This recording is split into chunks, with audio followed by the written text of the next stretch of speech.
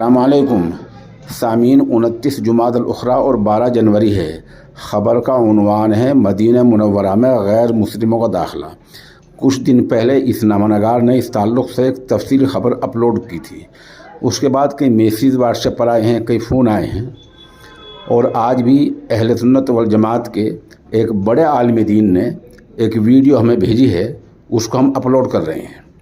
इस सिलसिले में मुअद्दबाना अर्ज़ ये है, जो नज़रिया कुरान और हदीस से मिलता है हमें उसकी तरफ जाना है। कोई नज़रिया पहले से कायम करके उसके हक़ में कुरान और हदीस से दलाइल तलाश करने की आदत को छोड़ देना है। इसी नज़रिए के तहत हम इस वीडियो को पेश कर रहे हैं। अहले इल्म से मुअद्दबाना गुजारिश है कि वो अपनी राय पेश करें और राय उन्हें पेश करनी चाहिए जो इसके अहल भी हों और इस फ़न में महारत रखते हों।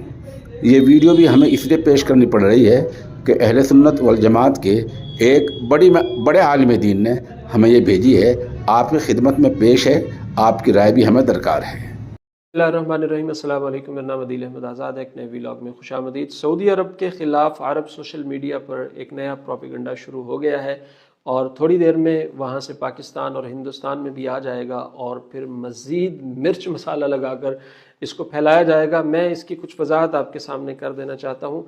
आज कुछ हिंदुस्तान से, भारत से एक वफ़द की सूरत में कुछ मुसलमान उसमें शामिल थे, कुछ हिंदू और कुछ सिख शामिल थे।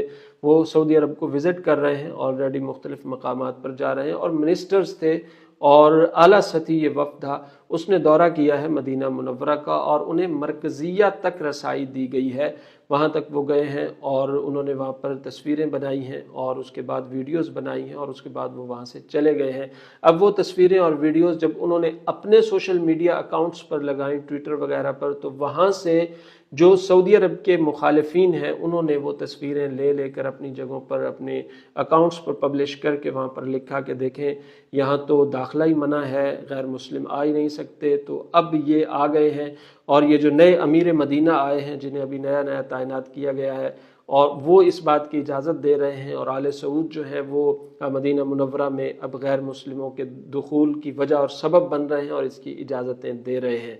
मैं यहाँ पर आपके सामने कुछ बातें वाज़े कर देना चाहता हूँ, चूँकि अब इसके बाद ये ख़बरें वहाँ से पाकिस्तान में आएंगी, हिंदुस्तान में आएंगी और लोग इसको मज़ीद मिर्च मसाला लगाकर फैलाएंगे। तो फैलाते रहें, इससे न उनको कोई फ़र्क पड़ता है न किसी और को कोई फ़र्क पड़ता है, चूँकि ये झूठ है और तमाम बातें इस तरह की आगे फैलाई जाती हैं। इसकी कुछ वजाहत है, कुछ अहम बात है, वो मैं आपके सामने कर देना चाहता हूँ। वो ये है कि गैर मुस्लिमों का दाखिला मदीना मुनव्वरा में मना नहीं है, न कुरान में मना है, न हदीस में मना है, न हुज़ूर सल्लल्लाहु अलैहि वसल्लम ने इससे मना फरमाया है।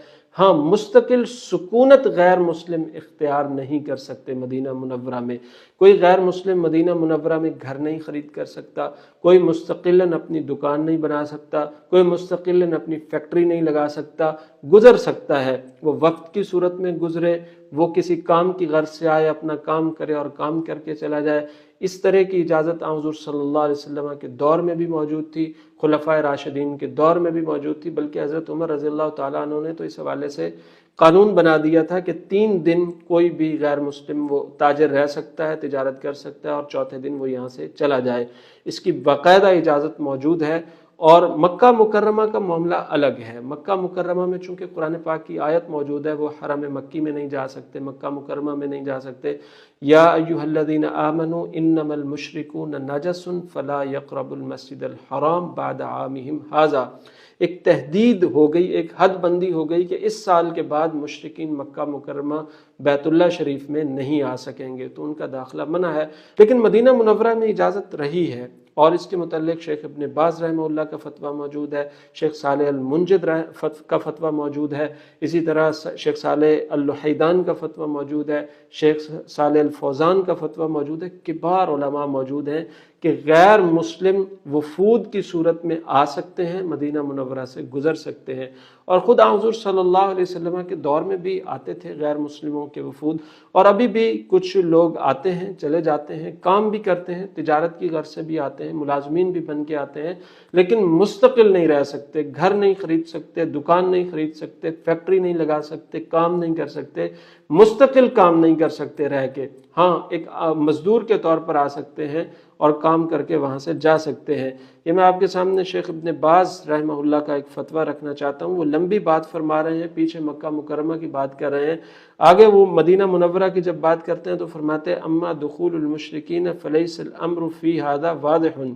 مدینہ منورہ میں جو مشرکین کا دخول ہے اس حوالے سے امر اتنا واضح نہیں ہے کہ آپ حرمت کا فتویٰ لگا دیں، حرام قرار دے دیں کہ بالکل نہیں داخل ہو سکتے، ایسا نہیں ہے۔ لِأَنَّهُ صلی اللہ علیہ وسلم اقر دخول المشرکین، کیونکہ آپ صلی اللہ علیہ وسلم نے مشرکین کے دخول کی جو ایک اجازت ہے، رخصت ہے، وہ دے رکھی ہے مدینہ منورہ میں۔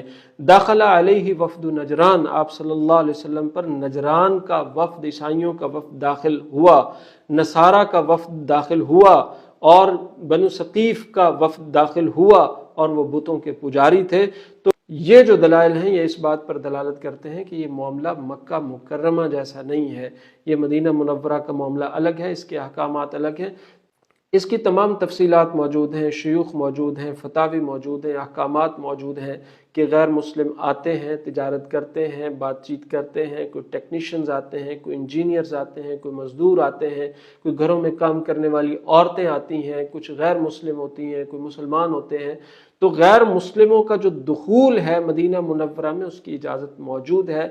تو اب جب یہ خبر وہاں سے ترکی شاہلوب سے یا اس سوشل میڈیا سے جو سعودی عرب کے خلاف عربی میں پروپیگنڈا کر رہا ہے، کچھ دیر کے بعد انڈو پاک میں یہ خبریں آئیں گی اور پھیلیں گی اور یہ باتیں کی جائیں گی، اس سے پہلے یہ ساری چیزیں ہم آپ کے سامنے رکھ دینا چاہتے ہیں۔ کوئی مانے یا نہ مانے اس کی مرضی ہے، لیکن ہمارا کام ہے حقائق آپ کے سامنے پوری طرح واضح کر کے کھول کے بیان کر دینا، آپ کے سامنے رکھ دینا، آپ تک پہنچا دینا پوری وضاحت کے ساتھ، پوری اس کی پکچر کے ساتھ، پورے اس کے سیناریو کے ساتھ، تاکہ سقم نہ ہو، کوئی ایک پہلو کوئی نمایاں کر کے کوئی گزن نہ لگا جائے، کوئی فتنہ نہ پھیلا جائے، کوئی پروپیگنڈا نہ کر جائے۔